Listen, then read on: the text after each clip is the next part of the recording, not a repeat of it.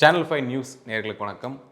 தாவேகா கட்சியில் என்ன நடக்குது, களத்துக்கே வரலை, இவங்க என்ன பண்ணிக்கிட்டு இருக்காங்க அப்படின்னு நிறைய விமர்சனங்கள் வந்த நிலையில் விஜய் அவர்கள் ஒவ்வொரு ஸ்டெப்பாக படிப்படியாக வச்சு இப்போது கட்சி ஓராண்டு நிறைவு அப்படிங்கிற ஒரு விழாக்கு வந்திருக்காங்க. இப்போ சமீபமாக ரெண்டு மூணு நாளாக மாவட்ட செயலாளர்கள் நியமிச்சுட்டு வராங்க. இன்றைக்கி 3ஆம் கட்ட பட்டியலை ரிலீஸ் பண்ணியிருக்காங்க. அதில் முக்கியமான பொறுப்பில் யார் இருக்காங்க அப்படின்னு பார்க்கும்போது ஆதவ் அர்ஜுனா அவர்கள். ஆதவ் அவர்கள் விடுதலை சிறுத்தை கட்சியில் துணை பொதுச் செயலாளர் இருந்தார். இவர் எப்போவுமே ஒரு ட்வீட் பண்ணிக்கிட்டே இருப்பார். அவருடைய கருத்து என்ன அப்படின்னா, ஆட்சியில் பங்கு அதிகாரத்தில் பங்கு எங்கள் கட்சிக்கு வேணும், அது எங்கள் கட்சிக்கு இல்லவே இல்லை. ஏன் தோல் திருமாவளவன் அவர்கள் ஆட்சியில் பங்கு வரக்கூடாதா, துணை முதலமைச்சர் ஆகக்கூடாதா அப்படிங்கிற விஷயம் பல நாளாக வலியுறுத்திட்டே வந்துட்டு இருந்தார். இது ஒரு இடத்துல வெடிச்சது. எங்கன்னு பார்க்கும்போது விகடன் ஒரு மேடை போடுறாங்க. அங்கே விஜய் அவர்கள் ஒரு புத்தக வெளியீடு, ஆதவ் அர்ஜுன் வந்திருக்காங்க. அங்கேயும் பகிரங்கமாக சொல்லும் போது தலைவர் தோல் திருமாவளவன் அவர்கள் நான் உங்களை கட்சியை விட்டு 6 மாத காலம் இடைநீக்கம் செய்கிறேன் அப்படிங்கிற மாதிரி ஒரு அனௌன்ஸ்மெண்ட் பண்ணுறாங்க. இவர் நான் கட்சியை விட்டு விலகி போகிறேன், எனக்கு வேறு ஆப்ஷன் இல்லை, நான் வேறு விஷயங்கள்லாம் பண்ண போகிறேன்ட்டு ஒரு அறிக்கையை விட்டு வெளியே வர்றாரு. இப்போ தாவேகா கட்சியில் இணைஞ்சிருக்காரு. என்ன பொறுப்பு அப்படின்னு பார்க்கும்போது தேர்தல் பிரிவு பொதுச் செயலாளர் அப்படிங்கிற பொறுப்பு கொடுத்துருக்காங்க. தலைவர் விஜய், பொதுச் செயலாளர் அவர்கள் புஷி ஆனந்த். இப்போ அடுத்த கட்டமாக தேர்தல் பிரிவு பொதுச் செயலாளர் அப்படின்னு போட்டிருக்காங்க.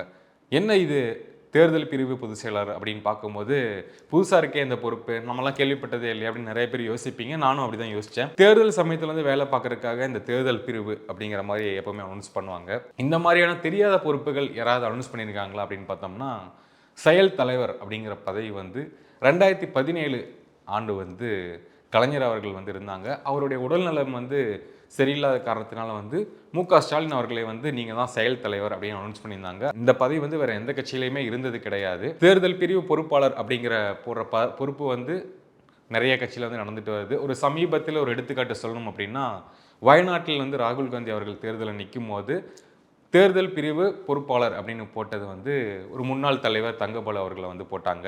இந்த மாதிரியான எக்ஸாம்பிள்ஸ் நிறைய இருக்கும்போது தேர்தல் பிரிவு பொதுச் செயலாளர் அப்படிங்கிறது ஒரு புது பதவியாக தான் இருக்குது. ஆதவ் அர்ஜுன் அவர்களுக்கு தேர்தல் பிரிவு பொதுச் செயலாளர் அப்படிங்கும்போது இவர் இந்த கட்சிக்குள்ளே வராரு, என்ன பண்ண போகிறாரு அப்படிங்கிற கேள்வி நிறைய பேத்துக்கு இருக்கும். இவர் ஏற்கனவே விடுதலை சிறுத்தைகள் கட்சியில் தேர்தல் வியூக வகுப்பாளராக இருந்திருக்காரு. ஒரு பொலிட்டிக்கல் ஸ்ட்ராட்டஜிஸ்டாக இருந்திருக்காரு.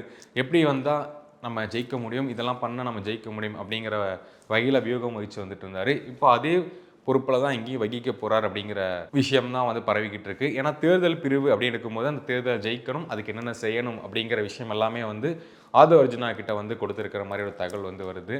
அதனால தான் தேர்தல் பிரிவு அப்படிங்கிற மாதிரி மென்ஷன் பண்ணியிருக்காங்க.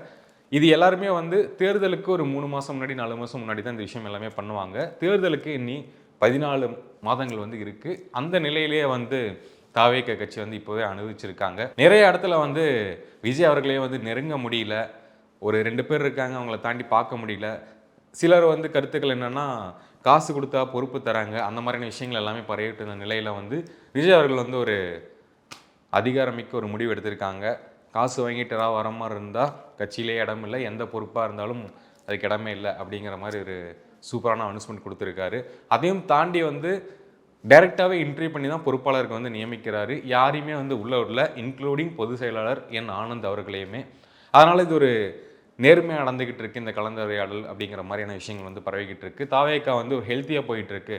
2026க்கு ஹைப்டப்டாக இருக்கும் அப்படிங்கிற மாதிரி விஷயங்கள் தான் வந்துகிட்டு இருக்கு. ஆதவ் அர்ஜுன் அவர்கள் விஜய் கட்சியில் இணைஞ்சிருக்காரு. கட்சிக்கு இன்னும் ஒரு கூடுதல் பலம் அப்படின்னு தான் சொல்லணும். இவர் ஒரு மாஸ்டர் மைண்டாக இருக்கக்கூடிய ஒரு நபர். ஒரு ஃப்ரெஷ்ஷான ஒரு கேண்டிடேட் கூட சேரும்போது இன்னும் கொஞ்சம் ஃப்ரெஷ்ஷான விஷயங்கள் நிறையவே வரப்போகுது. ஸோ 2026 என்ன ஆக போகுது அப்படிங்கிறத நம்ம வெயிட் பண்ணி தான் பார்க்கணும். இதை தவிர சில பிரபலங்கள் எல்லாருமே இணைஞ்சிருக்காங்க. அடுத்த கட்ட பட்டியலில் நம்ம அதை பார்ப்போம். சேனல் 5 நியூஸில் தொடர்ந்து மூவி ரிவ்யூக்கள் வரும், சினிமா நியூஸ் வரும், அதுக்கப்புறம் அரசியல் பிரபலங்கள் நியூஸ் எல்லாமே வந்துட்டு இருக்கும். தொடர்ந்து பாருங்கள், எங்களை ஆதரவு கொடுங்க. நன்றி, வணக்கம்.